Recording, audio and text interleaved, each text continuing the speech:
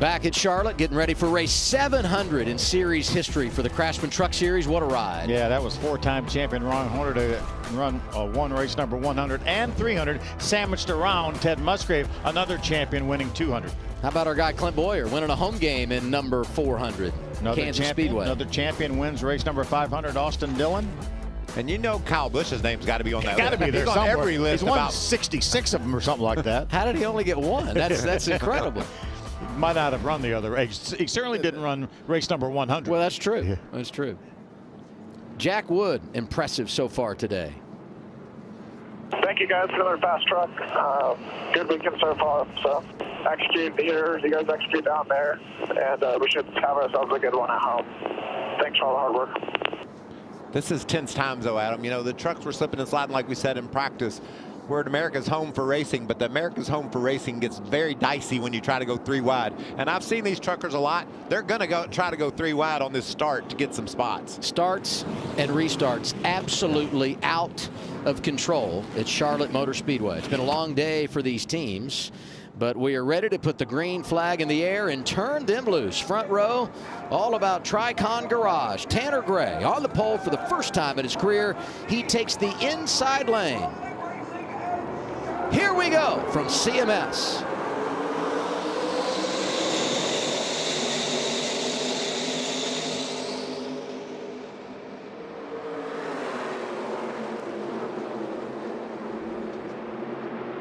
Nice break there for Gray. He used that bottom line to get a nice push from Majeski. And look on the top. Here comes Roger Caruth to the back of Corey Heim.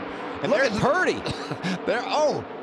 Off the road. 77 made an aggressive move, some contact, and he's lost a ton of momentum. I don't think Lane Riggs knew that he was going to be there. Lane was in that 38 truck.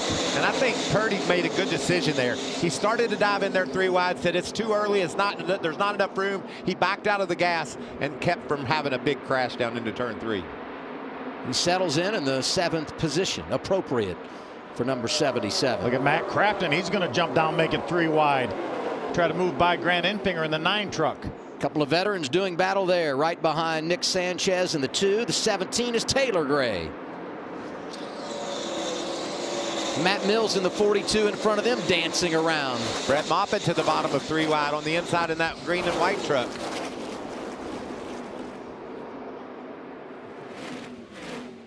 Watch this decision. He had a big run, big draft, and goes to the bottom and says, I don't think there's room. Backed out of the gas, and I'm glad he did. Lane Riggs was wanting to make sure there wasn't enough room for him to do that. These are the drivers coming from the back. Tyler Ankrum had the spin in practice. We've covered this, or in qualifying rather. We've talked about the situation for Christian Eckes. And as those 2 teammates drive from the back, it's teammates racing for the lead. The 11 is Corey Heim trying to get on point. Here he goes inside of the 15 of Tanner Gray. Yeah, the 15 got in the corner really hard, but lost his momentum through the center of the corner. That's going to allow Corey Heim to grab this lead. These 2 have driven away pretty nicely from 3rd place running Ty Majeski. Got a nice gap there. When Corey Heim qualified this close to the front, starting on the front row with his teammate, I said he could be really dangerous tonight. I think we're seeing that right here. He was pretty dangerous last week. He was. What a run to the checker flag that was for him. I think we called Heim time about 50 laps before the checker flag, and that's exactly how it went down. 91 is Jack Wood. Coming off a career best last week, 12th at North Wilkesboro. Right side of your screen, you see teammates Christian Eckes, the 19, Ankrum in the 18 battling.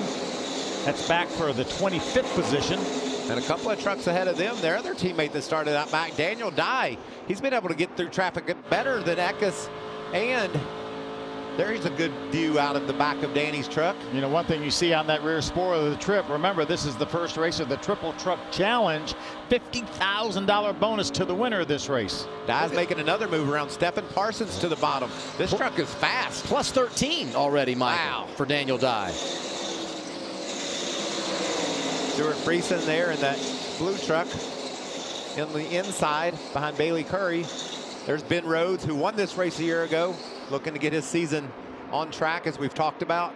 Battle for the 10th position. Bailey Curry going to try to grab that spot back from Ben Rhodes.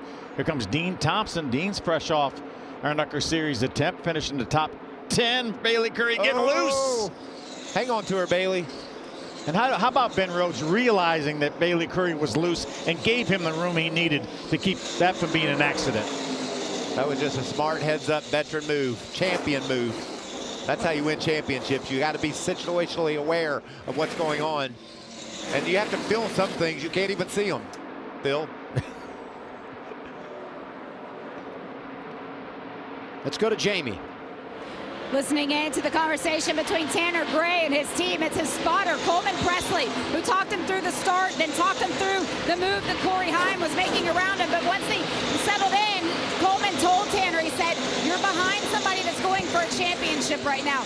Get behind him, see if you can learn anything.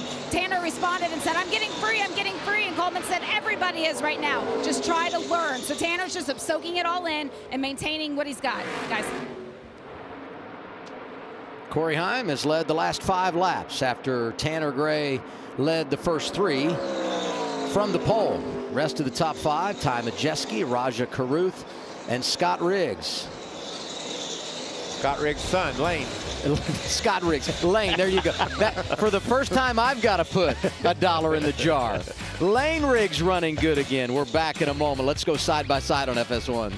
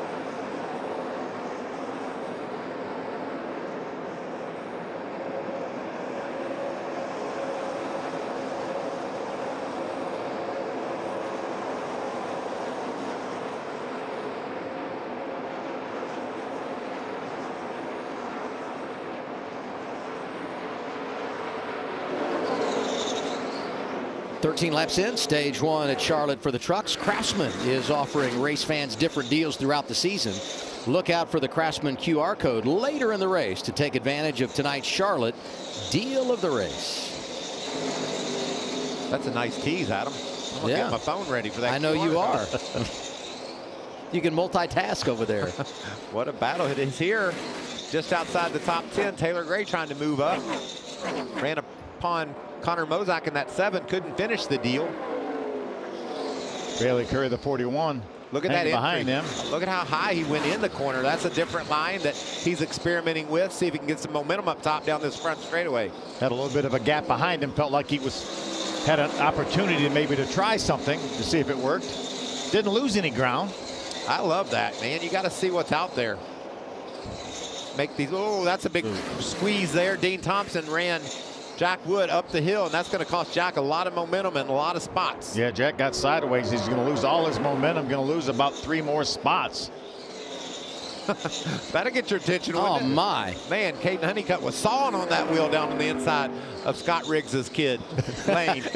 I was like, thank you, Michael. You made me feel better about myself. It was just a tease. He knew what he was doing. He knew what he was doing. That's where Lane got loose. Excuse me, Caden got loose earlier and caused that accident, but he held it straight that time. Can he complete this pass?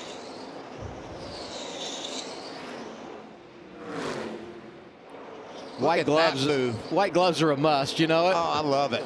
I love it. That's a strong move by Honeycutt. He's up inside the top 5. Christian Eckes radio. Voltage quick. That's 12-0. Losing voltage. I'm at 11 gauge and falling. All right, 10-4. Turn off your alternator. Turn it back on here. Turn the switch. I already did. That's trouble early. Yeah, it's got a bolt meter in there.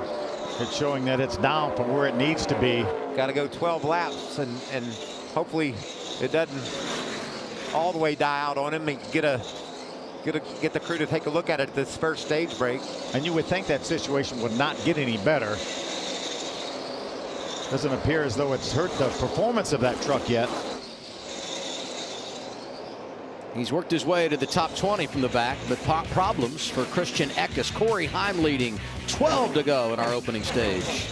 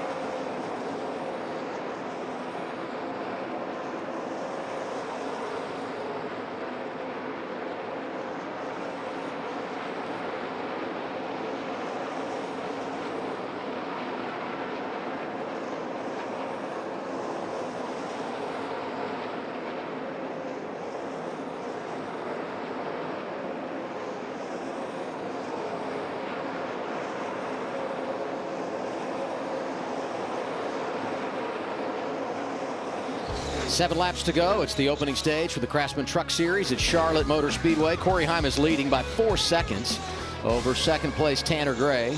But it's Caden Honeycutt who's really putting on a show. He has worked his way to third and looking for second, racing that 15-4 position. Look at the 45 go. Michael and I have been watching the lap times consistently. The fastest truck on the racetrack. He ran the fastest lap, the last lap, with a pass on Raja Karuth. He has just been incredible.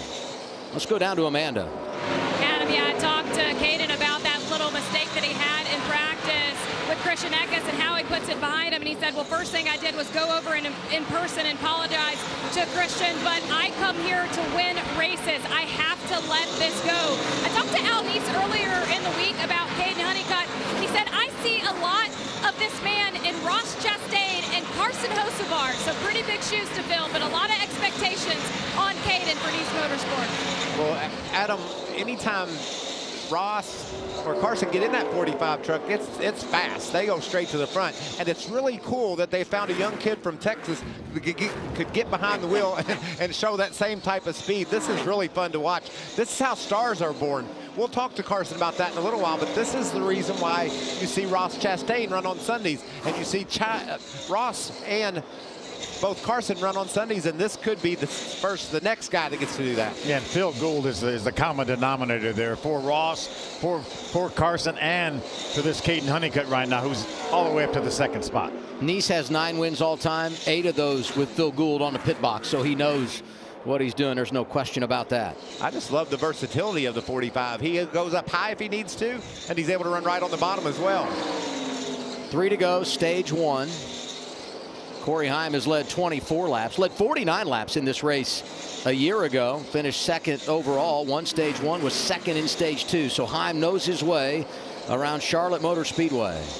We talked to him during our practice and qualifying show, and he said he really needed to improve on last year. Finished second. That's right.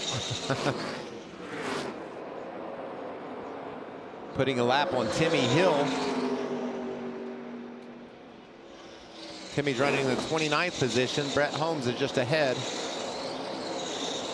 The climb continues for Eckes there. Yeah, that's a good march through the field. That'll get him up inside the top 15. I would think if before this stage started, you would have said, if you can get in the top 15 at the end of the first stage, will you be happy? I think he would have been happy about that. But if he has an alternator issue or a battery issue, that could unfortunately hurt him as we go forward. He might have to line up and do the same thing all over again, Phil. That's right. Start at the back if they have to work on that truck. Final lap, stage 1. It's more than a 4-second advantage for Corey Heim. Honeycutt a second, Tanner Gray from the pole to third, Raja Caruth in the 4th position. Final truck inside the top 5 is Ty Majeski.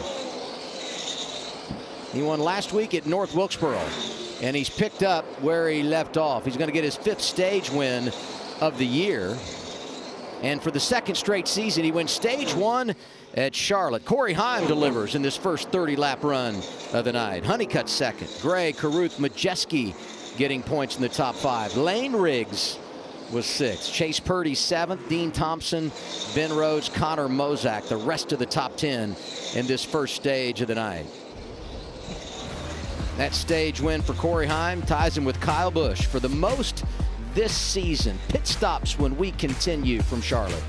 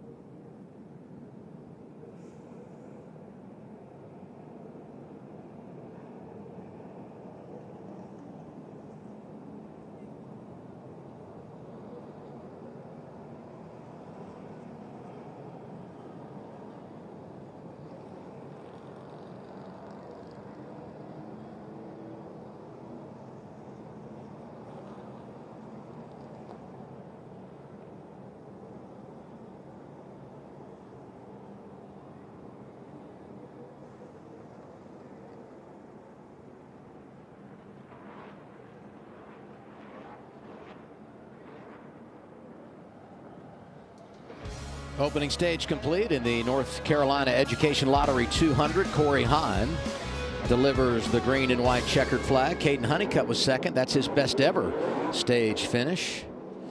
Here's the stage point breakdown. Tanner Gray, much needed stage points, came in right at the cut line. And most of his competitors did not get stage points, so going to be a big gain for Tanner Gray. 2 for Ben Rhodes, right? So that's good. He take all he can get when you consider where he is in the lineup with 6 races to go to the playoffs. We'll get pit stops ending stage 1. We start with Jamie Howe. The first that will make it to the pit box will be in spot number 1, which is Tanner Gray. And his biggest complaint was that he was just a little too edgy. He said that he didn't have enough security. So what his crew chief, Jeremy Donnelly, is doing is just going to tighten him up a little bit, but doesn't want to hurt turns 1 and turns 2, especially at the start of this stint. So just very slight adjustments. For Rajah Caruth, he said that he was just a little too tight, so they're going to try and just make a couple of small adjustments. He said otherwise it's all okay. Amanda?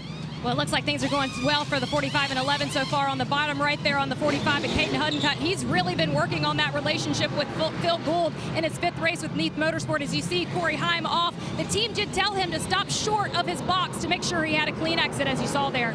You see Majeski coming out of the pits and Rajah Caruth off in the grass. Tanner Gray goes +2. Great stop for the 15. -1 for Heim.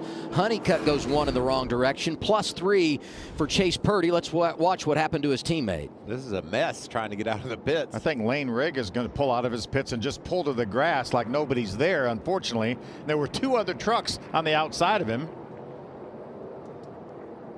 See Taylor Gray leaving his box there. Let's hop on board with 71 and watch this action. We're ready for stage 2 when we come back to Charlotte.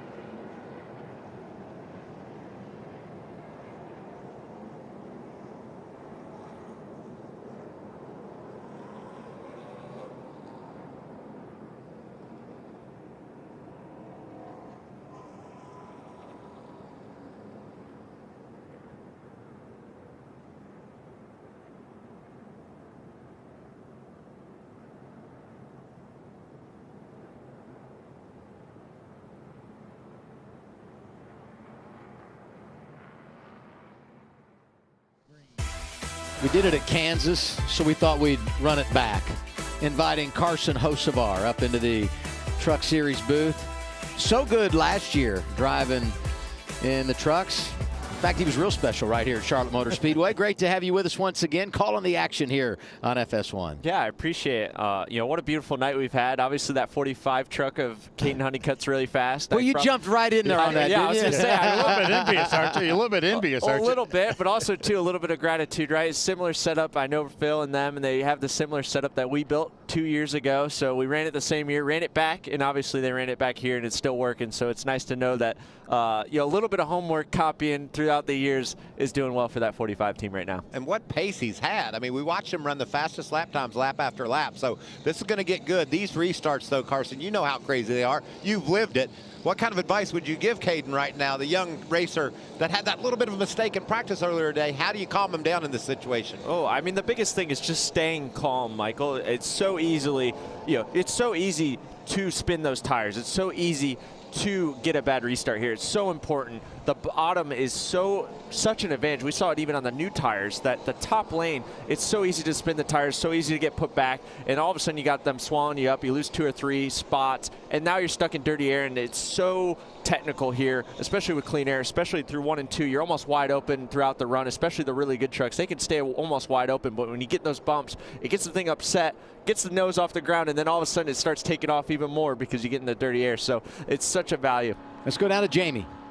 While we were at break, Rajah Caruth had to make a second pit stop. Reason being was the damage after the contact that occurred when he was exiting his pit stall. As he came down pit lane, he asked his spotter, Joe Campbell, he said, was there anything that I could have done differently to avoid that? He was told, no, you could not. They already apologized for it. There is absolutely nothing wrong with your truck. Put your head down and go. Adam. Christian Eckes, extended stop. We talked about their problems. He restarts in the 28th position. Timmy Hill got the free pass, so he's back on the lead lap. And that tire that got away was the 67 of Jeffrey Earnhardt. Front row for the restart, just like the start of the race. Teammates Tanner Gray, Corey Heim. Ready to go. Stage 2 at Charlotte.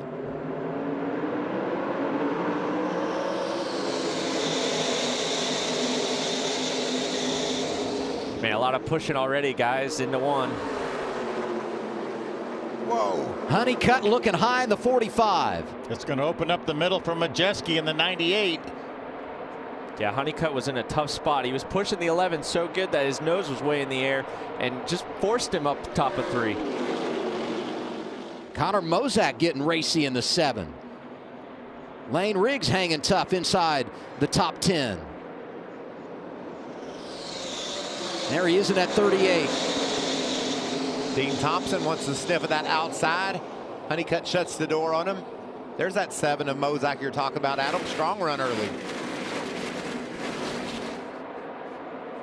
And you get such a run down the back straightaway, but with that run, you pay a price. You're going faster through the bumps, so you have to really keep an eye on your car. As you see Dean, he'll miss the bottom here, and the 7 might have a run back here on him. 2 drivers here doing double duty. Randy Arcarace talking about Thompson, Taylor Gray. Actually, Mozak, rather. Look at this battle for the lead. Corey, this looks like the start of the race, Adam. Tanner Gray did a nice job on the brake, got the lead. He did it again, but he's got company there. We know how fast that 11 was. He drove off to a 4-second lead, 3 wide on the right side of the screen. How about that 5 of Dean Thompson? Got a 2 for 1. Gets by Honeycutt and Lane Riggs. Man, Michael, you don't really get a shot here to get a reset, right? You make a mistake or you see a truck go by, you're like, man, I wish I could have that one back. Tanner gets an opportunity here to be able to learn and try to see what he could do differently to hold off this 11. But, man, Corey's so good right now. Dean Thompson inside the top 5. But here comes a battle for the lead. 10 laps led tonight for Tanner Gray. But he's had a hard time keeping his teammate behind him. Just like in stage 1, Heim bides his time and then pounces. Here he is for the lead. Tanner putting up a good fight, though. You know, trying to stay on that right rear quarter panel just to at least try to keep him at bay. But Corey just so good right now. Even with loose, still driving away right now. It's just super fast right now and doing a really good job. As we got 3 wide yet again with Connor Mozak. Man, the 45 so good on the long run, but it seems like he's just lacking a little bit on the short run here. Daniel Dye getting with it from the rear of the field. He squeezed through and made it 3 wide and completed that pass. I was going to try to move to the inside of Jack Wood in the 91. That's for a position inside the top 10. Can he complete it? Hold her down, Daniel. Whoa. Sideways. Working that throttle, did you hear him? Man, that's such a tough spot. He was probably going for a slide job there and thought he was going to clear it, and there's really not a lot of opportunity to back off and recommit, right? And you just see he was almost committed. He gets that 1, he drives away, and now he just loses 2 and maybe 3 here. There's been so much movement in this race. You introduce Ty Dillon to the conversation. Nick Sanchez is back up there. And Mozak and Honeycutt just can't get away from each other in the 7 and 45. They've settled it, Adam. Have they? Yeah, I'm For now. sure they've got it settled. Honeycutt says, I'm going to take that spot and run with it. Man, I've been impressed with Daniel so far today. You know, he started in the back, able to move forward here, able to reset himself here, and now back on the offense after getting his truck under wraps and getting it back handled. He's done a really good job so far. And we talked all season what a difference a season makes. Just so much better this year, so much more poised this year. Doesn't make any mistakes and really running well, running up in the top 10. Several more top 10 finishes this year than he ever had before. Race fans, we are staying with all the action here at Charlotte, commercial free with Crank It Up, sponsored by Craftsman.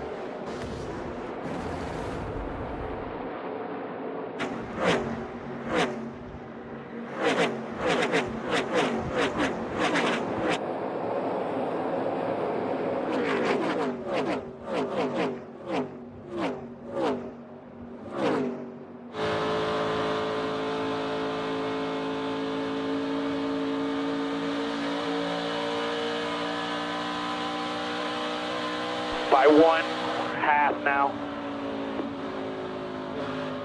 Still by half, 1 lane higher than you.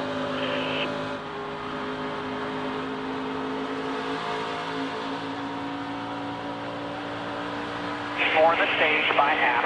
By half by himself.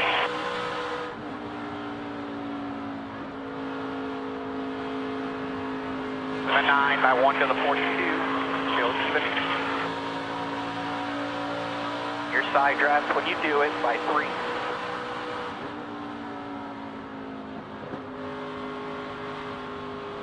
Still even. Door. 4.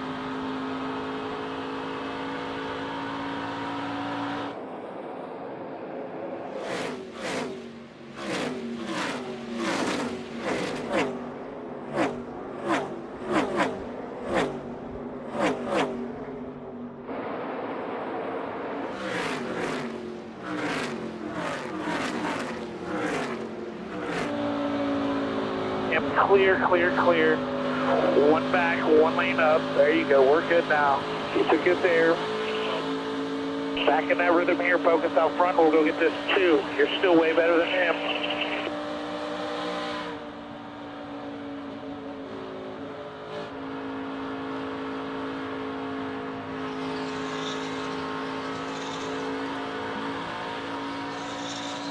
Grab your phone now and get ready to scan the QR code for the Craftsman deal of the race.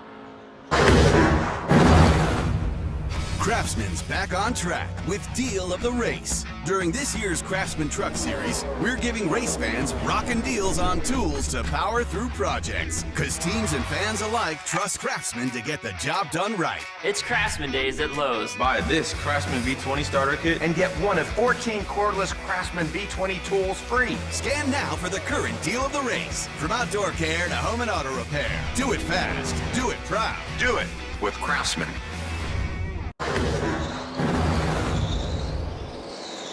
A whole lot of business to take care of. The one thing, though, the racing has not been disappointing, and it hasn't changed to the front. Here is Corey Heim again, almost a second advantage over Tanner Gray. But unlike in stage 1, Gray's hanging around this time. You beat me to it, Adam. He's done a really good job staying in tow. He's obviously learned something or made his truck a little bit better. I tell you who has been good still is this 45 on the long run. Already kind of reset himself and back up to 4th here. Racing inside of Ty Majeski there. They're right in front of this battle for 4th. Chase Purdy doing a really nice job of that 77 truck. He really is. Here he is right there, left side of your screen. Get a little bit of debris on the grill. Have to keep an eye on that water temperature. Yeah, it should be all right where it's at, but he's done a really good job so far today. Started 6th, 7th in stage 1, and now 3rd. He's done a really good job, and obviously he wants to continue to get better. He's seen a lot of his teammates go home with trophies. You know, that still weighs on you. It makes you hungry, right? You want to get better, you want to improve, and try and get that trophy for your team and put one on the banner for yourself. And we talk about what Daniel Dye's been able to do this year. Same situation last year for Chase Purdy. Market improvement over the year before. Look at our biggest movers, plus 12 for Raja. Yeah, he's done a nice job of rebounding from his problem on pit road. You saw him working on that fender. He's got a really fast truck, and he's making great moves up through the field. He's trying to crack back up toward that top 10. Raja's done a good job this year. He's in a similar boat to how I was last year. You know, you hear all this talk about, you know, when you get that win, when you get it, you know, you're going to win all these races. And he did. He did win it, right? But it's not over. He's still hard to win these races, and he's just learning how tough it really is. You know, he's just resetting his mindset here. I've talked to him, obviously, in the shop, and he does a really good job, really a student at the game, and really trying to reset and get back into victory lane. He's done a really good job so far today. Nice move there for Dean. He's going to grab that 5th spot. A little bit aggressive the way he slid up. I get your attention if you're the guy on the outside, doesn't it, Carson, when a guy just moves up like you're not even there? It does, especially on exit. You get really frustrated when your guy on the top because, you know, you're still fighting that car. The guy's next to you, you're fighting the air, and all of a sudden he slides up to you in front of you. That nose takes off, and really then you're frustrated. You're more mad you lost a spot, but also, too, that you almost put your stuff in the wall. And this right side of this truck is so valuable. You can't lose that right side force, and it really puts you in a vulnerable spot if you do lose it. Dean Thompson is one of the 4 drivers that ran earlier tonight in the Arca Menard series, and 3 of those 4 right now are running up in the top 8 positions. Let's get a report on the 19 of Christian Eckes, Amanda. Yeah, when Christian on the radio was talking about the voltage, what it actually ended up being was the alternator was disconnected. That has been righted, and the voltage is back over 12 as he's back on track. Yep. Give him the award for most trucks passed tonight. He starts at the rear after the problems in practice, drives it to the top 15, the extended pit stop, and here he is again trying to get back to the top 15 again toward the end of stage 2, 17th right now in that 19 truck. And what a lucky break for that to have come unplugged. If they had to change that alternator, they could not do that on a caution lap. So big break for Christian Eckes. We still got a lot of racing to go. He's got a lot of time to get his way on through the field. Really fast truck. His lap times right now are top 5 times. Daniel Dye. Wow, that was a nice dive into turn 3, and he was able to hold the bottom. That was the most impressive thing about that move. He entered low, but he was able to keep low and keep that nose right on the white line. That's going to get him up to a point-paying position in the stage. He's 10th now, Jamie. Yes, and you know, I talked to Daniel about the progress you guys were talking about that he's made this season compared to last, and he said really he had to take a deep look inside of himself, and he realized the opportunities that are in front of him, and he said really I just had to get my head out of the sand. He said I wasn't doing anything to help myself or the team, and this year he's putting in the work and the effort, and it's really all starting to pay off, Adam. And he needs those stage points because he came in 17 below the cut line. 2 to go. Second stage of the night. Give a call to Tricon Garage, 3 of their Toyotas inside the top 5. Corey Heim leading the way. And remember when we said Tanner Gray was keeping pace? I think Heim heard us because he stretched the advantage now to 4 seconds. He likes that 4-second gap, doesn't he? He does. He got that out there in that first stage and held on to it. Final lap of the stage. Grant Infinger, Raja Caruth, old teammates racing for position here. That's 15th on track. I think Grant's going to possibly get blocked in by that lap truck. Now, not only it's for 15th, right, but it's important because when you come down pit road, that's one spot, that's a car length you're going to gain when you come to pit road here in a lap. Get out the broom. It's a sweep for Corey Heim. He wins stage 1. He wins stage 2. He's led 49 of 60 laps tonight. Tanner Gray was 2nd. Chase Purdy solid in 3rd. Honeycutt 4th. Dean Thompson stays in the top 5. Points for Majeski, Riggs, Mozak, Sanchez, and Daniel Dye. 4th time in Heim's career he swept the stages, but he only went on to win once. Circuit of the Americas this season he wins. He delivered on our last mile and a half at Kansas. And last Sunday, he delivered in North Wilkesboro.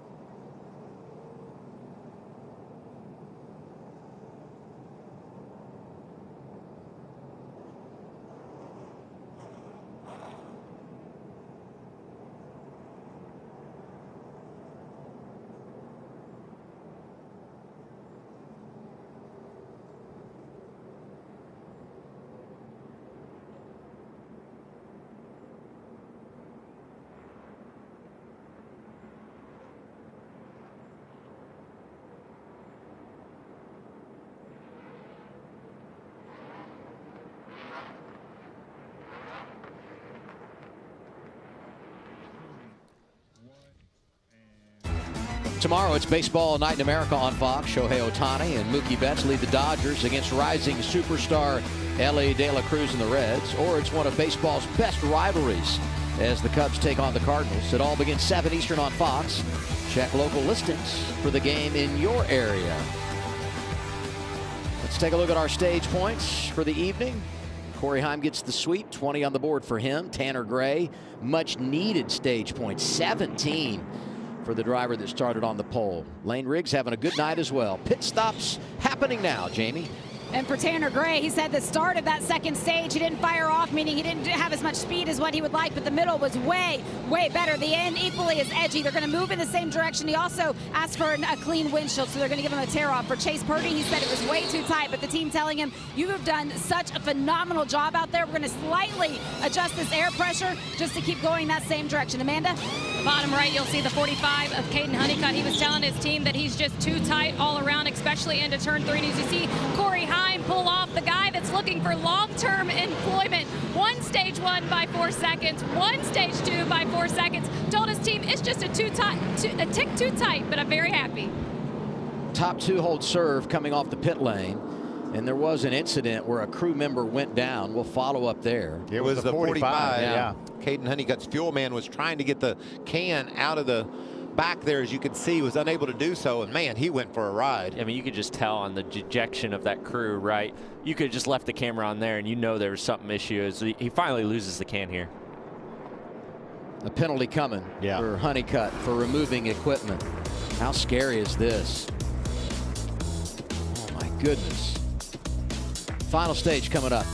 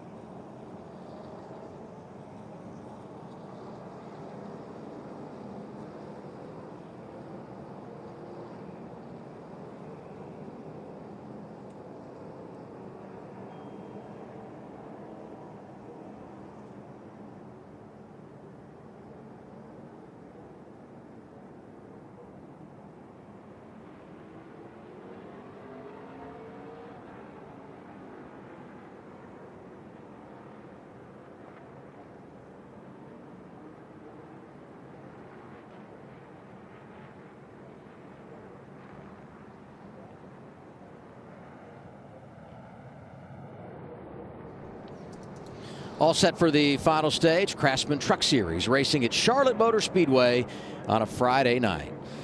This Memorial Day weekend, we want to make you aware of the Honor and Remember program. Honor and Remember works with NASCAR, the Charlotte Motor Speedway, and Fox Sports to make people aware not only of those that didn't make it home, but also to honor the Gold Star families who lost loved ones.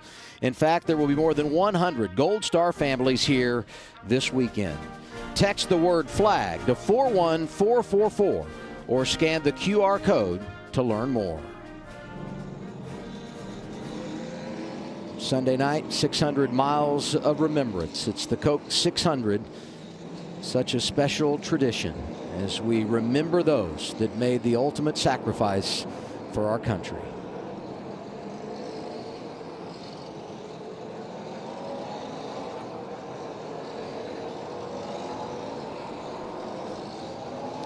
What a night it's been for Corey Heim. And there's Caden Honeycutt. He's going to restart 29th, Adam, all the way in the back. Let's get an update, Amanda. They did come back to pit road and take a little more fuel. That crew guy, Zach Brown, he's the fueler for the team. He said that they just had trouble with that gas can, that with it being engaged.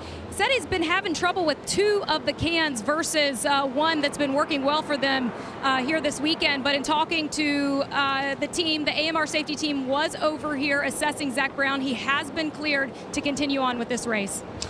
That's what you call heart and passion, isn't it? He tried to wrestle that can out of that truck and went down, but yet bounced back up, and he's going to continue. That just shows he's a racer, right? We just do whatever we can and think after, right? 13 of Jake Garcia over the wall too soon. He too will have to come from the back here. Free pass with our second caution of the night, Mason Massey. 30 trucks on the lead lap. We're ready for the final stage. Heim, Tanner Gray on the front row, the 11 in control. Good restart from both lanes right here. Just remember, the intensity picks up with every lap that goes by. These restarts, this one, the next one, they're just going to get crazier and crazier as you see Corey Heim moving up the hill and grabbing that lead off turn 2. Hello, Connor Mozak in the 7. Mozak did a really good job there. His nose was so high pushing the 11, but 15 with a run here. Tough spot to do that, be aggressive, knowing that's a teammate, but gets off of 4 really well. Trouble. Tyler Ankrum in the wall. Thad Moffitt in the 46. Wow, that's a big impact there. Keith McGee involved. Looks like Jeffrey Earnhardt. Yeah, there's the Earnhardt truck. A lot of damage to that truck. This was happening just outside the top 15. They were racing there when the incident occurred. Window net coming down of Tyler. Such a strong start to the season for Tyler. He's had nothing but bad luck here lately. Bit of a bounce back last week at North Wilkesboro, but the problems today. Had to spin in qualifying, tried to come from the rear, and unfortunately not going to have the ending he wanted. It hasn't been for a lack of speed. They just had a bad lot. 3 finishes 20th or worse going into last week at North Wilkesboro. Could we tell stage 3 started, guys? Tetsi definitely picked up a little bit right here. Just like last year, you go stage 1, stage 2, caution free. You get in the final stage, all bets are off, and as you said, a little more aggression, and we have our first caution for an accident on the night. See Jeffrey in there moving around, getting ready to climb out of that truck. What a tough break for him, right? And there's McGee. Yeah, 2 guys just trying to grasp and get rides, right? So tough night to them to end here. See if we can see where this starts. Oh, it's already well happened. Yeah, Ankrum it was way down there. Yeah, that's strange. Thad Moffitt coming in, nowhere to go, really landed in his lap here. Yeah, Ankrum comes straight up the racetrack right in front of Thad Moffitt in the 46. That is a bunch of hard hits for these guys.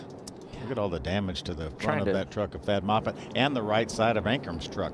My imagination is running wild, trying to figure out why he was so low, if he was hooked or a flat tire or something, because obviously it happens, you know, just before the corner. Yeah, he must have got hit on the back straightaway. Maybe a bump draft gone wrong. Yeah, you can see he's way already down there, already crashing, and then bam!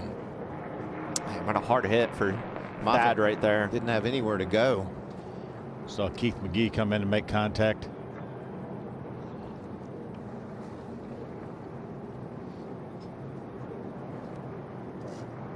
Check out the middle of the pack. Here we go, There's right here. Tyler Ankrum. Oh, he gets hooked. Yeah, he went to move up the track a little bit, and there was someone there. Was Brett that Brett Moffitt? Yep. And then watch this. Moffitt, Thad Moffitt, had committed to the top, and that's where Ankrum went. Then McGee came along, made contact with them, and then caught Jeffrey Earnhardt in the right rear quarter panel and turned him into the outside wall.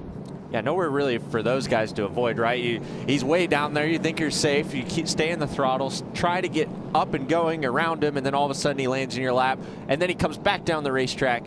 You know, tough for them, but yeah, I mean, tough break for Ankrum, right? So good this season, leading the points for the first time, and you know, it's just really just started to go downhill. You know, he could start as good as it can, but also too can realize what the reality can be in the sport, right? We'll take a break. Just underway in the final stage, and under caution, our third of the night. Corey Heim leading at Charlotte.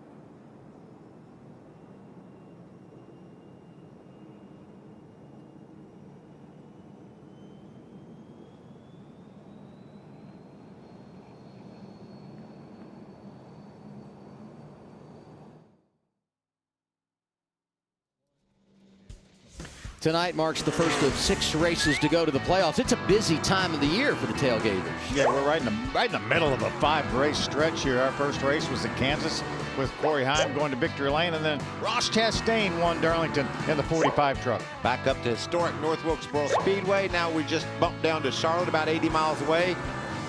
And then we'll head to the gateway to the west, St. Louis. How do you like our pickup truck, Carson? It's pretty cool, isn't it? It is very cool, right? I mean, this is tough on these teams to go 5 in a row. Luckily, there's a lot close to home, but this is tough on these teams, especially the small teams. So to be able to be committed like this, it really just tells how good and how much depth these teams do and really have. We don't have the king cab, Carson. Phil, Michael, and me, we set 3 across the front there. You're going to have to sit in the back. It's a bench seat. Lengthy cleanup at Charlotte. We'll knock out another break. We'll talk strategy when we come back. What are these teams going to do here?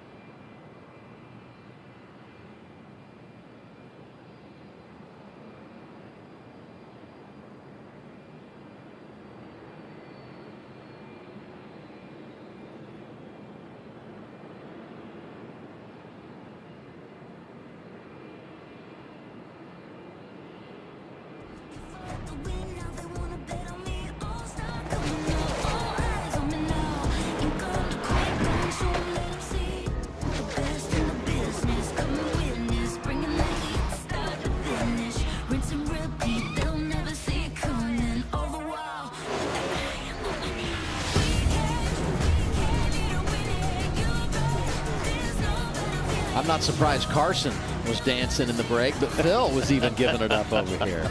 We needed that on camera. Yeah. Are they listening to the same thing we are? He's dancing too. They're jamming out. No, he's got that Cardinals with a jersey Cardinal on. jersey on. That's right. He's waiting for Fox Baseball tomorrow night. Baseball night in America. Yes, absolutely. You know, Taylor Gray threw out the first pitch this week over at the Redbirds game. How about that? Love that. Which is controversial because he's a Braves fan. We'll get to that another time. Let's go to the strategy here. We had a couple of trucks come down, top off with fuel. Nobody else coming down, getting that final set of tires. Where do we think this is all going to shake out final stage? We talked about it during the break. We saw Caden Honeycutt come down pit road as well as Jake Garcia. Good move. They were towards the back of the pack anyway. They're the ones that were the penalty trucks from the previous pit stops. So they just topped off with fuel. That means they will need less fuel when they come in again. So that may open up the playbook a little bit, Carson. Yeah, it just puts more tools in their toolbox, right? It just gives them a little bit more options, a little bit more changes that, you know, they could go long if they allow themselves to maybe catch a yellow, but and they could also too, you know, maybe just take fuel only if they need that little, and just a lot of different factors that could play into it here, and being risky because you know you had a truck that could contend for the win. Keith McGee, Jeffrey Earnhardt released from the Care Center. Good news there. They were involved in this caution. You talked about the playbook. Nick Sanchez just got called to pit road. They're putting fuel in that truck, and see they're lifting up the left side, seeing if they can squeeze just a little bit more fuel in it, and also getting a report from the radio that maybe there's a loose lug. One of the wheels isn't tight. They're surveying that. Yeah, I think this is a great call. Again, we only have 59 laps to go. We talk about the pit window being 50 to 55. We're going to save a little fuel on this caution lap right here for all these teams that came down pit road. They may need a handful of more caution laps and maybe get in their window to make it. Eckes had problems all night, starting with practice earlier. He just came to pit road, got 4 tires, so he's saying this is our chance to use strategy to get up front. I tell you, the big winner in this, Caden Honeycutt, he just came down pit road, put fuel in it. With the way the choose worked out, a lot of people weren't sure and whatnot with how many people just came down under the one to go. He gained like 4 or 5 rows right here. So he has more fuel than everybody and is probably further up than he would have in a normal choose scenario. He's the highest placed truck right now that pitted on this caution. Absolutely. Yeah. A whole lot to watch as we go green one more time. The one thing that hasn't changed, the 2 at the front. Teammates again, Heim and Tanner Gray. 58 laps to go at Charlotte. Good restart from Tanner Gray to stay up next to him, but Connor Mozak had a shot here. See if he can't do the same thing here again. Dean Thompson peeking to the top there, trying to take them 3 wide. Look at the squeeze play up there. Ben Rhodes up the middle, right in the center of the screen. Couple of Fords side by side. Rhodes with Lane Riggs. Look at that push from Rhodes. 4 wide right there, almost. Well, wait a minute, he doesn't have anywhere else to go. He's right on the bumper of Majeski, but a nice push on Chase Purdy by Ben Rhodes. Daniel did a really good job sticking to the bottom there. Maybe get 1 or 2 as you see Caden Honeycutt just in the background of your screen, already making moves up forward. Wow, look at Daniel, loose in the center, shot him right down on the apron. He's able to keep his foot in it though. Dye up to 9th in the running order, trying to get 8th away from Ben Rhodes. Watch this for Matt Crafton up in the speedy dry. You see they're 3 wide ahead of him.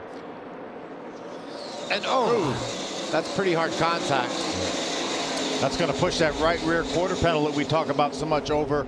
Something that they really needs to lean on for that side force. Look at Lane Riggs with this big run right here against Purdy here. Wow. Some good momentum there for Lane. It's like these trucks have a push to pass, Michael. This is a battle for the 5th position, and Lane wants more. He's down there. Purdy squeezing him a little bit. Daniel Dye right behind them. Ben Rhodes as well. All battling inside the top 10. Daniel might have a run here on the 38 as they head into 1. And Daniel doing a really good job just hitting the bottom here, putting together good laps. And right there, Lane got tight and he's able to get the left rear. He might have a shot here to clear him into 3 and 4 for how good he's been on the bottom. Yeah, Lane had to pedal that throttle, lost his momentum. Let's see if Daniel can clear him. Not quite able to clear him. Now he does. Now and gets loose, chases it, catches it. Lane in the outside wall, possibly. That's been Daniel's strong suit today. We got a crash. There's that right front fender rub. Man, that's probably a right front, don't you think, Michael? Caution number 4. Yeah, more than likely result of the damage from hitting turn 4 wall 3-4 laps ago. I'd say for sure. I was going to say you're going to notice that the rest of the day, but obviously that was a little bit harder of a contact than even we thought. These caution laps are going to help all those teams that pitted on that last caution. And it could force our leaders to pit now. I think we got to pit. I was going to say it might be a gain from them, but actually it might not, because they allow this leader to get on the same fuel cycle as them. But they're going to have track position over him, and we know how fast Corey Heim is out front. Let's put him back in the pack and give us a chance. Crafton running 15th when he got into the wall. And there goes that tire. Matt Crafton, in the last 10 mile-and-a-half races, Adam, he'd finished in the 15th or better in 9 of them. So this has been a strong suit, and that streak comes to an end tonight. You've been talking to Larry McReynolds? That's one of my McNuggets. Let's go to Amanda. Tyler Ankrum has been released from the care center after that hard hit, and Tyler, it's been a tough day for you. I know you're not happy with where the season has been for you of late. How are you managing the frustrations? Day by day. I'm not going to repeat what I said after Texas, but same thought process. You know, we had a pretty good weekend at North Wilkesboro, and plan on repeating it. I haven't seen the replay yet, but can't really tell much from that angle. Looks like definitely got moved, so gonna find out who that was and That'll be the next one out of the list. So we're going to head to the next race, St. Louis, I guess. I just can't do nothing. I can't do anything but thank Laguna Chevrolet for sticking with me. We've had really good trucks this season, but these past couple weeks haven't been very friendly to me. Thank you, Charlie. Thank you. Good news for Ankrum. Came in 65 above the cut line, had a little bit of breathing room there. Carson, we love having you in the booth, man. Great stuff, and all the best this weekend, okay? Yeah, I appreciate it. It's been a lot of fun, absolutely. Yeah, great perspective from Carson Hocevar, who's always been so good right here at Charlotte Motor Speedway. Should have some pit stops when we come back to CMS. Hang with us on FS1 with the trucks.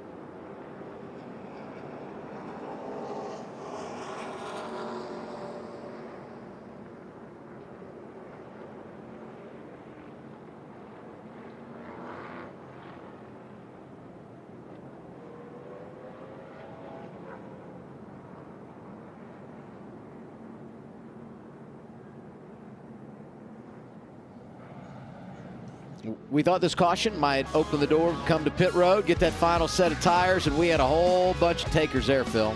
We sure did. I think we only had about a half a dozen trucks stay on the racetrack. Here comes Corey Heim. He's going to have an issue. Watch, you see the jack put in underneath the truck. It's not working. He has to go back over pit wall to get another jack. How about the hustle, though? How about the athleticism, yes. too? That jack doesn't weigh, it weighs more than 30 pounds, and he just running around there like it's nothing. And unfortunately, with all that lost time, Corey came out just about the last truck off of pit road. So he's going to have his work cut out for him. And there's a lot of strategy plays there. We saw earlier when Caden Honeycutt came to pit road to get gas, he came and just got gas again, which just ensures that he's going to make it to the finish. He's one of the first trucks off pit road. Jake Garcia with Rich Lucius calling the shots. He did the same thing. They were those drivers at penalties earlier that had lost their track position, and that's really what encouraged them to get out of balance on strategy. You know, Corey Heim's just seen the front of this field all night long, Phil, and now that he's back in the pack, that truck's going to handle differently. He's going to have a fast truck, we know that, but that's a lot of trucks to pass in a short period of time. The lowest he's been, I think, is second right in this race. Yes. Top 7 trucks stayed out. 7th, Christian Eckes on tires. Our race leader, Chase Purdy, Jamie. Yes, they chose not to come to pit lane, and the reason being they feel like they're still about 12 laps short on fuel, and as long as we have another caution, they're going to be fine. He said, well, I just need you to go out there and just push as hard as you can at the beginning stages of this race. They feel like if we get another caution, everybody's going to come back to pit lane to get tires, so they're not worried about the strategy that they chose. They're going to take this track position for now, Adam. Now look at those drivers up there in the top 7. Mason Massey got a free pass earlier, same for Spencer Boyd. We're going to go another lap under caution here, and anybody looking to get a little bit better fuel mileage, this is a bonus. Well, how about Chase Purdy? He pitted on lap number 63. That means he would have to go, what, 71 laps? Yeah, Jamie just on this reported, tank? Yeah. he just reported that he's short. Yeah, I got to believe he's short. Now, we've had a number of caution laps since they came down pit road. Amanda? Thad Moffitt has been medically cleared as well. And Thad, from your viewpoint, what happened? Yeah, it just looked like the 18 got loose. I guess he got spun and went down the racetrack and then came back up, and it was too late. Stevie was yelling for me to stay up. Here, I'm watching the replay for the first time. Stevie was yelling at me to stay up, stay up, stay up, and then at the last second, I tried to get down, but just nowhere to go there. Yeah, it looks like he got spun getting into 3. I don't know if somebody tagged him or what, and then come back up across the racetrack. Yeah, just unfortunate. I hate it. Customers Bank was here with their crowd, and didn't want to end the night like this, but we'll move on to St. Louis next week. Thank you. Glad he's okay. Hard hit. Brett Moffitt been a little quiet tonight. See if he can rally here late, just outside the top 15. He's 16th, but Michael, 8th in line of those drivers that just came and got tires. That's really as good a position as they've been in all night when you look at strategy, track position, and all that. Isn't it just like these truck crew chiefs teams to be able to figure out a way to use strategy to gain track position, to be able to have the best shot to get the win here in Charlotte? We've got them all over the board right now. You know, these teams up front here that did not take tires on this pit stop, you know, that opens up the playbook for them. If we get a caution with 20 laps to go, they'll have a set of tires to put on where most of these teams will not. And I just want to give the viewers at home a little heads up and alert. This restart is going to be nuts. Wow. Because we got trucks that haven't been up front, right up front. Laps are winding down. The fast trucks are trapped behind these trucks. It's going to be out of hand. Sunday on Fox, it's one of NASCAR's crown jewel events as we honor our nation's heroes with a sound of horsepower at the Coke 600. The pre-race kicks things off at 5:30 Eastern. Green flag flies at 6. It's Sunday on Fox.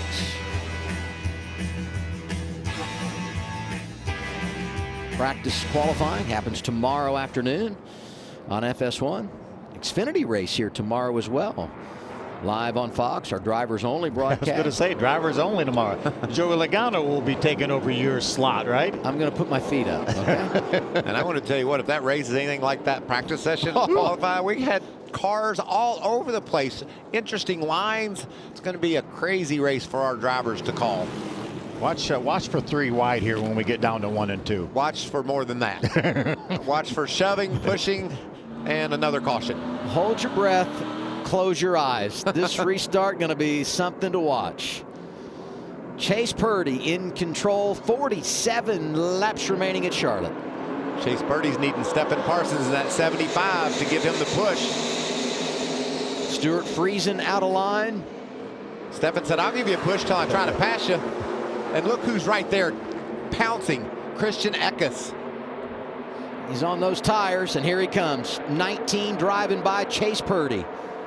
Put Christian Eckes into the lead. Can he hang on? From last to first. And when he comes back around by the start-finish line, he will have done it again.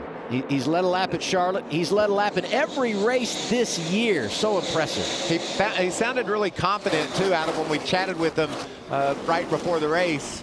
Said he really liked his truck in practice. And it looks like he knew what he was talking about. Here comes Ben Rhodes trying to make his way by his teammate Connor Jones. That's a battle for the 5th spot. He's got that spot. Connor doing a nice job again, really fast at North Wilkesboro. There's Jake Garcia up on the outside of Daniel Dye.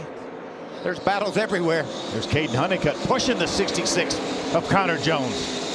What a day for Caden Honeycutt. The problems in practice Still manages to qualify inside the top 10. The violation on pit road, but they play a little strategy, and he's looking to get back inside the top 5. Connor Mosack down on the bottom of Tanner Gray, and here comes Majeski on the outside. I can't believe they survived that restart. There was a lot of action, but everybody kept it pointed straight. There's Corey Heim. You see him, the Safe Light truck. There he is, the black and red truck on the outside. He's 21st. Yeah, still outside the top 20, but battling. Grant Enfinger into the top 10. Look at Corey Heim go on the bottom, goes by Tanner Gray. Now he's going to grab that 13 of Jake Garcia. Heim to 17th. Does he need a caution to get to first, Phil? Boy, it sure seems like he would. Really fast truck, but I think I'm with you on that. You know, Eckes not exactly pulling away from Chase Purdy. The advantage of the front, 0.8 of a second. And their lap time's nearly identical, Adam. There's the 19. He's passed 87 trucks tonight. That's for unbelievable. position. Stephen Parsons hanging in there after a nice restart. Went up high in 1 and 2 to try to look at the lead. Got past, but hanging right on there in that number 75 in the 3rd spot. Yeah, that's the first time he's had any kind of track position all night. Doing a really nice job with a Pop Cells truck. Running part-time, pair of top 10s this year for Stephen Parsons. Great looking truck too. I love the military salutes. And oh, look at Corey Heim go. Whoa. Heim is electric. Outside of the 0-2 of Massey, gets Mosack, and a little hello to Ty Dillon. I mean, this is like 3 or 4 trucks in one lap, down the back straightaway. Now into the 11th spot, just outside the top 10 for Corey Heim. And next time he comes around here, he'll be in the top 10. He might even be 7th. He's got 3 in front of him right there. He's going to just size up and put away. 2 laps ago, you said, does he need a caution? And here he is trying to work his way into the top 10. It doesn't matter low, high, middle. The 11 can go anywhere. Crossover on Brett Moffitt, his teammate. Gets 1 on the outside, 1 on the inside, and that's a space of a half a lap. Heim to 9th. That's incredible. He's making it look back. easy, and we know it isn't.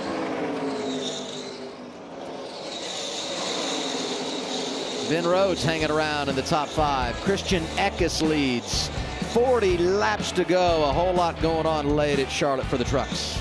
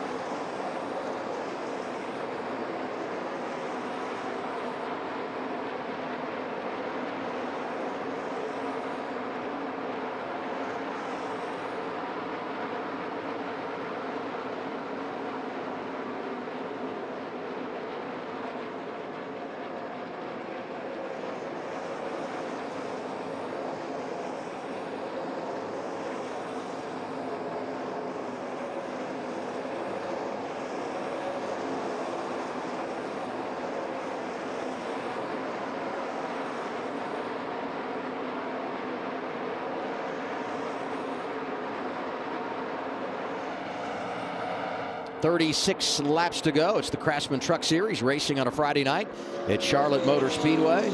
Michael Waltrip, Phil Parsons, I'm Adam Alexander, Amanda Busick, Jamie Howe handling the work down on pit road. This race has got shaken up, turned upside down. A lot of different strategies. We've had several different players at the front here in the final stage, but look at Corey Heim from 27th to the top 10 in 6 laps after they had that issue on pit road. Yeah, I think he's being forced right now to really show his hand and show us how much speed he has in that Toyota. Well, he's got a lot in it, Phil. He's been the fastest truck on the track every lap, even making passes doing so. Let's give credit to the Jackman, who was so great when things didn't go their way. He has a malfunction, and he hustles right over to grab the backup. Never hesitated, too. No. Just right to the pit wall, over the wall to grab that jack. And look at that athleticism. Yeah, knew where it was, knew where the jack was. He didn't have to look for it. You see top left of your screen, you see Corey, I'm going to grab another spot from Sanchez. Move him to 6th. Next truck in his sights is his hit list. Yeah, is Stuart Friesen. Friesen with a strong run in that 52 truck. He's running 5th right now. Yeah, Honeycutt just was able to get by Friesen just a lap or so ago. When Heim got into the top 10, he was like 6.5 seconds back of the race lead. He's now 6th and has cut 2 seconds off of that deficit from race leader Christian Eckes. Yeah, Honeycutt is another truck that's on the move as well, up to the 4th spot. We know what good long run speed he has. And then a good night for Dean Thompson, but outside the top 15 after all the strategy is shaken out. And Daniel Dye loose right there. He's outside the top 15 as well. He's had a good strong run, but it's faded here late. Tanner Gray, our pole sitter. Another one of those drivers that lost some track position in the exchange of pit stops, but he's 12th right now. See Matt Mills able to get by Daniel. Taylor Gray right there in that bright red 17 behind Dye. And here's the battle for 5th. You know, I don't think he's going to have a caution to get there. I don't think he is either.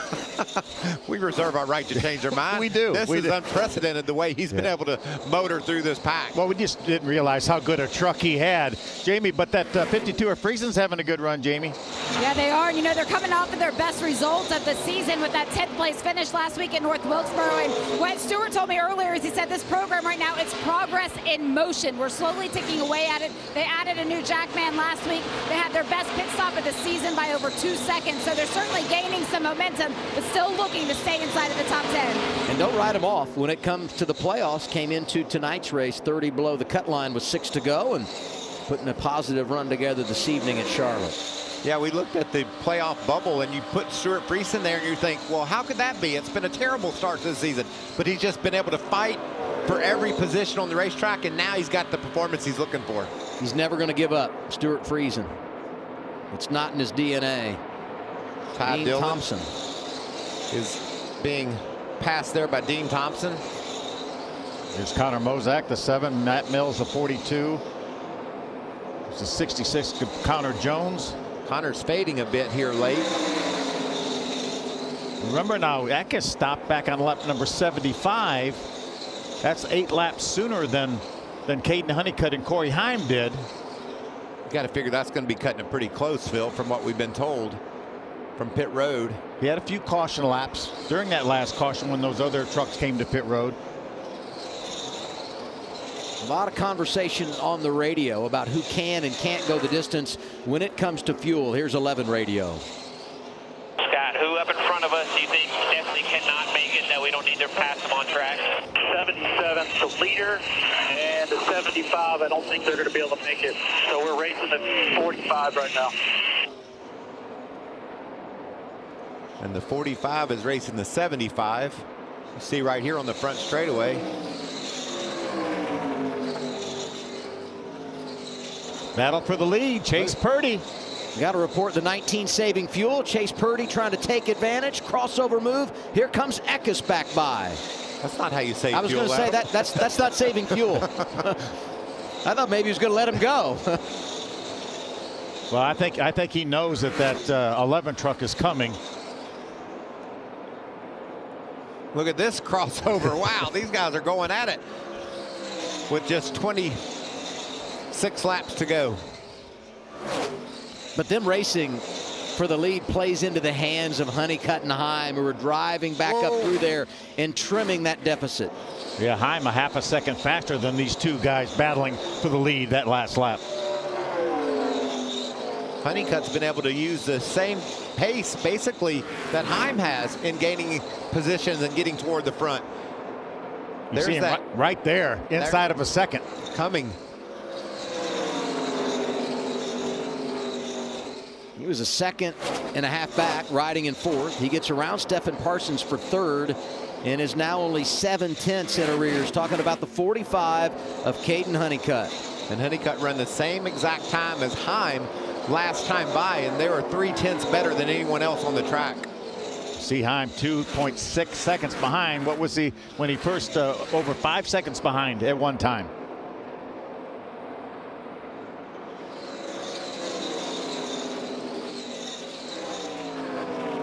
It's going to be interesting to see if Christian Eckes has enough fuel. I don't believe Purdy does. I don't see how Purdy can have saved enough fuel from lap 63.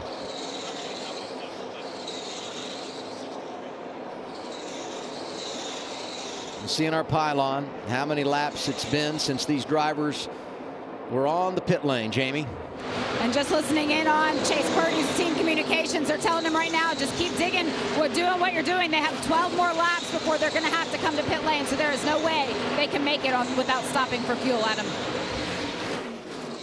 Just as we anticipated. 20 laps of caution since Chase Purdy came to pit road on lap number 63. And they still think they're 12 laps short. There comes Caden Honeycutt in that white truck, bearing down on the 2 leaders. 22 laps to go. I think right now, if you're Chase Purdy, I think run this thing out. Run it till you run out of fuel. Bank on those 20 laps of caution helping you. Honeycutt is there. Ben Rhodes, Brett Moffitt, a couple of series champions racing for position. Rhodes the final spot inside the top 10. Yeah, grabs that 10th position away from Moffitt. Here's our front 3 right there. What about Christian Eckes? We talked to him before the race. He said, I got a good truck. Obviously had a problem in practice, didn't qualify, and is driven straight to the front.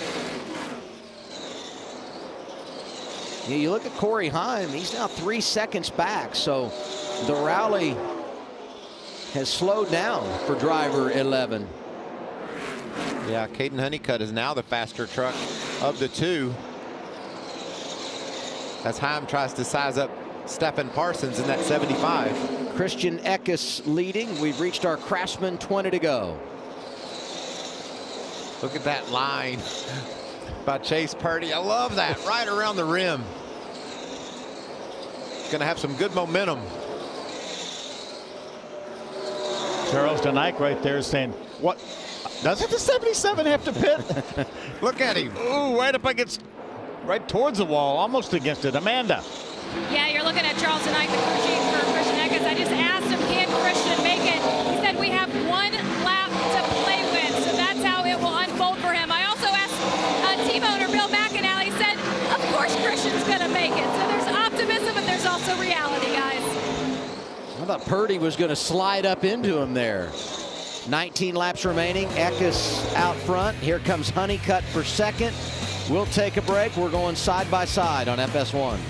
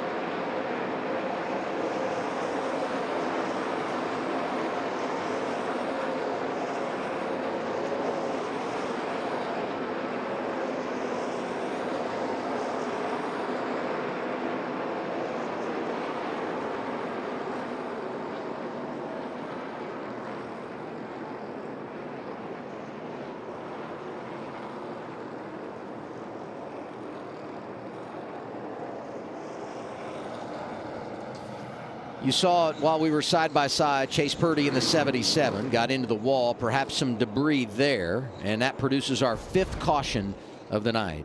He was running this high line, and he was really making good ground, but just got in a little bit too hot. Right there. Yeah. Phil and I were screaming as this happened, come get your tires and gas right now. You know you're going to have to pit anyway, but that's too much damage. And then bam, blows that right front tire, and into the wall he goes. I don't know if this is good news or bad news for Christian Eckes, because you get the yellow. That allows you to save a little fuel.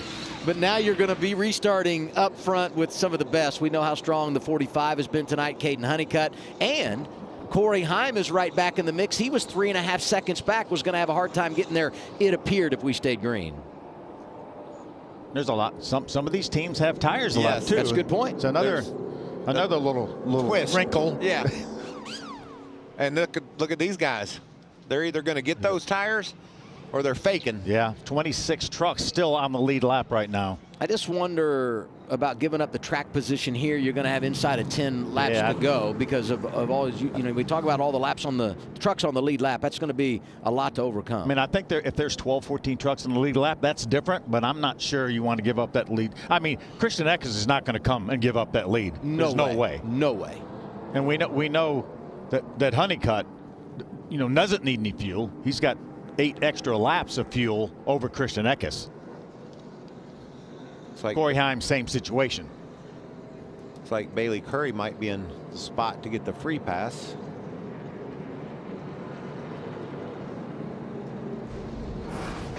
Just about done at Charlotte, and the final race of this 5-race stretch next weekend, Saturday afternoon, St. Louis.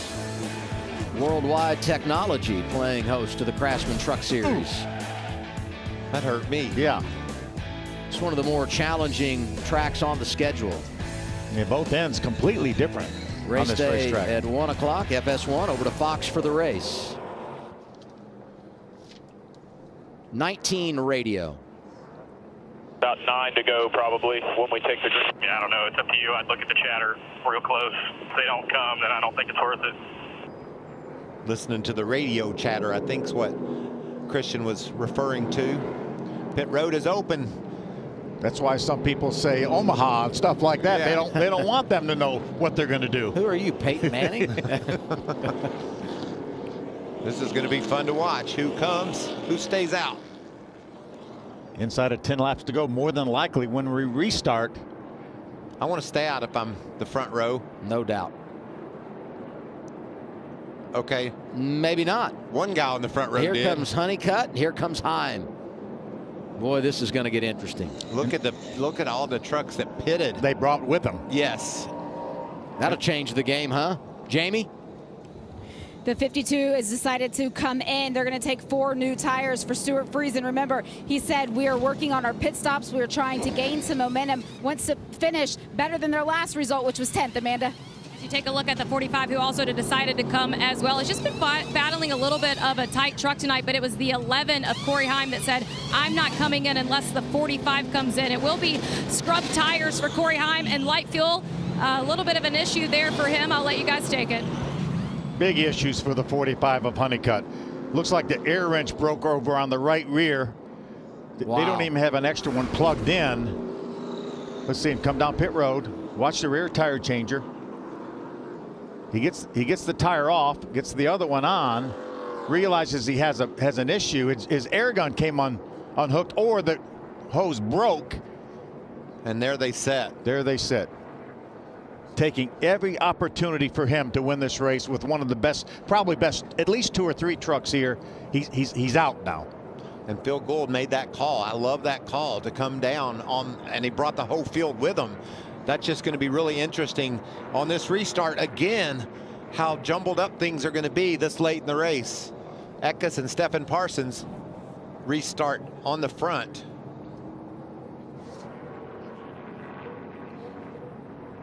See an issue, lug nuts falling off the left rear. Oh, and he's then spinning the tire. Heim was going to go. Yeah, I mean, that lug nut was not on there. I'm not sure he got it on there yet. Wow, drama late here at Charlotte. That was wild looking. Second time we've seen a bobble on a pit stop for Corey Heim. Do I have all the wheels tight, or what is the deal? Yeah, we got them tight, bud. We got them tight. There's one missing. And that's what we saw, one missing, and the crewman tried the best he could to get that one back on, but wasn't able to do so. Yeah, and that's plenty of lug nuts to hold that wheel on. That will result in a penalty after the race for the crew chief, Scott Zipadelli. A fine, actually, but that'll be fine as far as that tire staying on. And that was the right call to let him go. If Four will hold it for sure in this short of a run, and he lost track position as it was, but not quite as bad as it could have been. See the 38 slowing. That must be a penalty for the 38 of Lane Riggs. Raja Caruth, he had a really fast truck towards the end of that run there. You see him right behind Stefan in the 75 truck. Obviously, those trucks stay on the racetrack. And remember, this is the opening race in the trip. An Triple extra truck challenge. Yeah, that's right. $50,000 on the line for the winner tonight. Sunday, the United Football League is back in action. We kick things off 2:30 Eastern time as the DC Defenders take on the Memphis Showboats, or Michigan battles Houston. Check for the game in your area. It's only on Fox. The Showboats. Only the top 6 trucks did not come down pit road on this caution. We're getting ready to have the choose. A lot older tires for those 6 trucks that haven't been to pit road. I'm a race fan, and this is going to be fun to watch. See who goes where on the choose. Eckes to the bottom, Stefan to the top. They split it up. Raja goes to the bottom. Majeski goes behind Stefan on the outside. We know some of these guys put on scuff tires, some of them put on new tires, and some of them elected to stay out. About as differing strategies as you could possibly ask for. We know all that about the strategy and the tires. We also know it's going to be incredibly aggressive when we go back to the green flag. I mean, was that the last caution flag? Probably not. Probably not. But I got my eye on 11 again. He got those tires on there, and man, we saw how fast he was on those stickers last time. You see him lined up on the inside. He's 6th in line on the inside. We saw sticker tires going on that 52 of Stuart Friesen, so we know he's got new ones. How big would it be for him to win late, lock himself into the playoffs?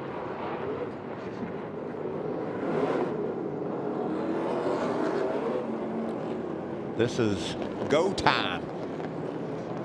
Some names at the front we don't always see there. A handful of drivers in the top 10, 15 looking for their first career victory. Front row for the restart. It's going to be Christian Eckes and Stefan Parsons. And it's going to be intense. Dean Thompson, the first truck, the 5 truck on new tires. 9 laps to go. Whoa.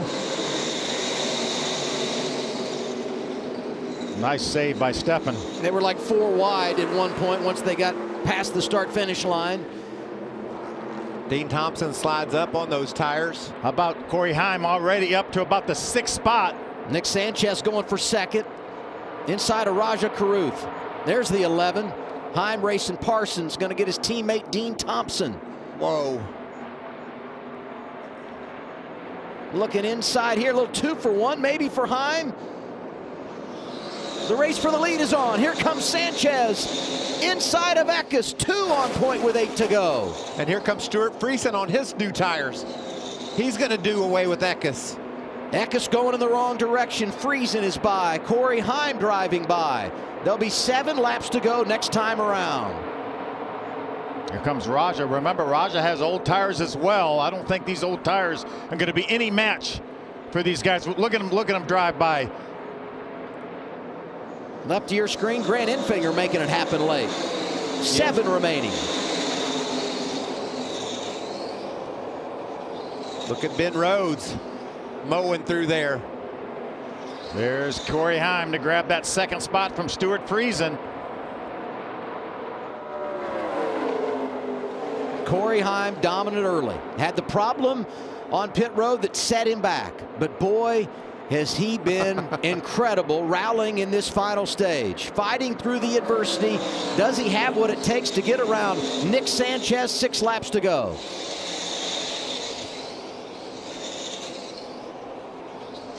Corey Heim has plenty of time right now, but I think he would like to dispose of them as quickly as we can in case we get a caution and maybe only have an overtime double 2-lap finish. And you know, we saw that truck slow as he put more and more laps on his tires. Very, very fast initially, and it went away a bit.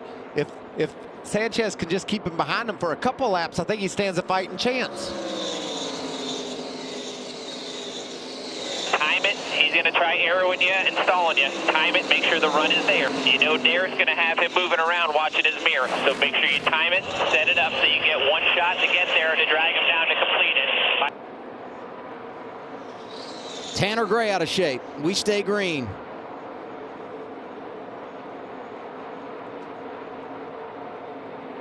This is a great drive by Nick Sanchez. We know how fast that 11 got there, but he's holding them off.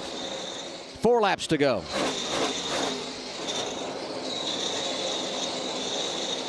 Enfinger to 4th. Gives some love to Matt Mills, who's worked his way to the top 5.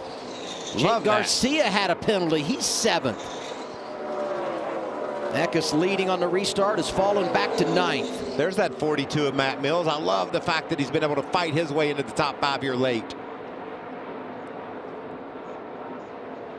Great job by Matt. Wow. And a great job by Sanchez. I said it before, but this is amazing. He knew what was coming, but he's able to stand up and hit the gas and keep him behind him so far. Eckes now going to in danger of falling out of the top 10. That's a battle for the 9th spot with Mozak right there. Mozak has brought his A game tonight.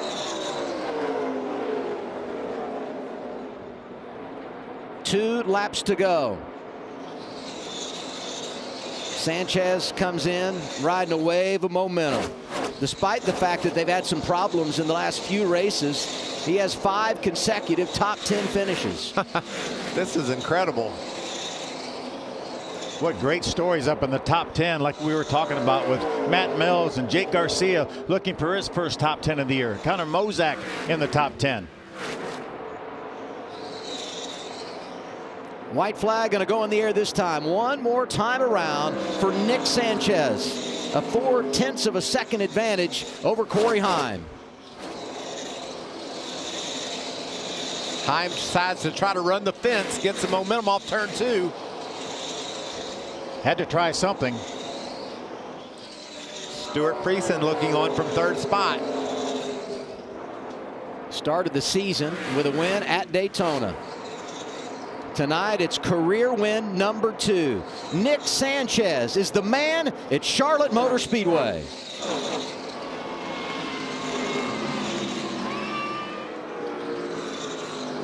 Never count that. Come on. Never count that Bono's team out.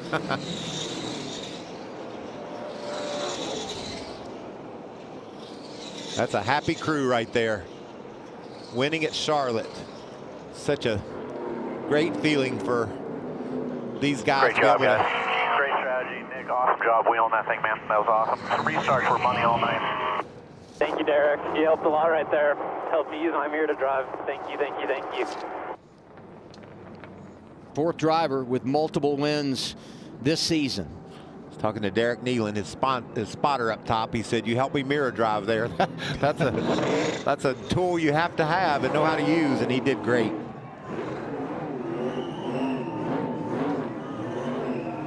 Wonder if that victory feels extra special, Adam. $50,000. 50,000 more reasons That's to be right. special. Round 1 of the Triple Truck Challenge, and Nick Sanchez going to make a deposit in the bank. He's going to make a fast break to the bank.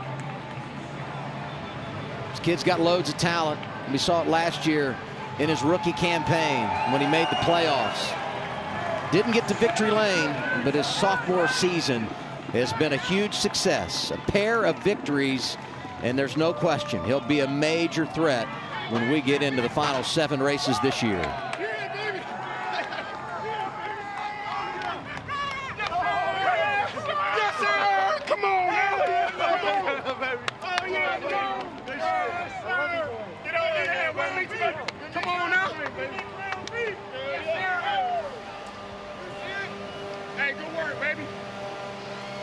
So good for Rev Racing. It's their second win as well.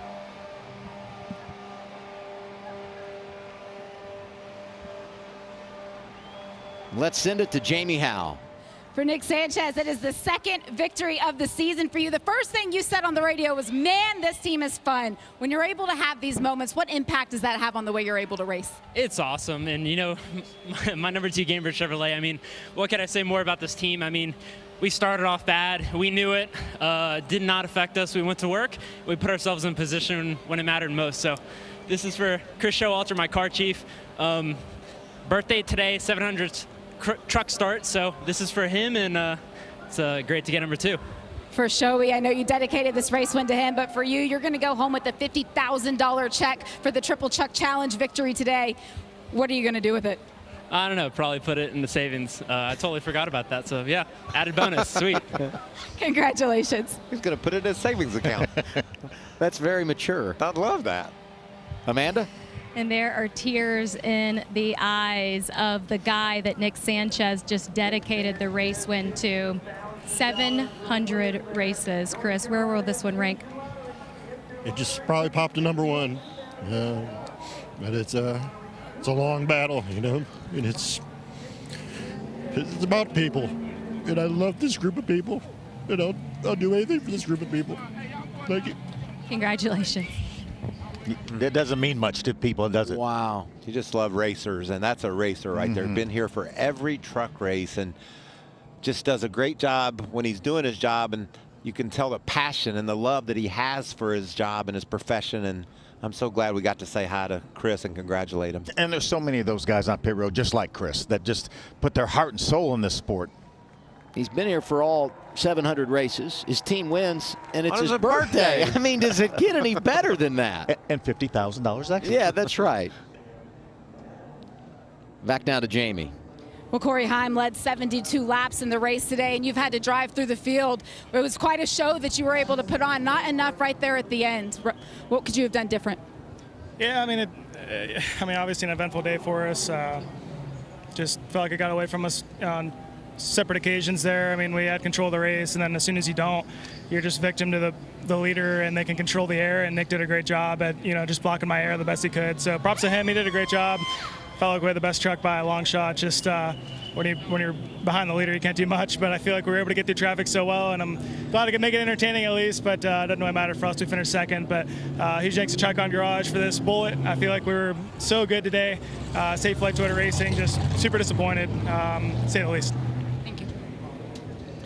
Leads 72 laps, wins both stages. And while he's disappointed finishing second, because no doubt their benchmark is to win every week, they went a long way in helping themselves with the playoff points. And when you look at those regular season standings, because he and Christian Eckes have been going back and forth in that category. So even though he doesn't have the big picture tonight with the trophy, he goes a long way in helping himself down the road when it goes to winning a championship. And I think what he didn't say was that he felt like that race got away from them on pit road with the trouble they had on pit road, and certainly had the fastest truck. But here we go here. This is the first issue you had with the Jack. He's gonna watch this back and say, I've got a great team. Yeah. I mean, that's effort right there. And typically this pit crew is one of the most solid pit crews on pit road. Obviously a Jack malfunction, you know, that's going to happen every now and then. Unfortunately that hurt him, and then the next one, you know, it's going to come in. Issues with the lug nuts on the left rear. Didn't get them all on. Whoa, reacted there quickly to get his hand out of that fast spinning hamster wheel looking situation he was in. Yeah, and that just cost him enough track position to be behind, and Nick Sanchez was able to get the lead and dictate the pace of the race, and he went where Corey Heim probably wanted to go as well.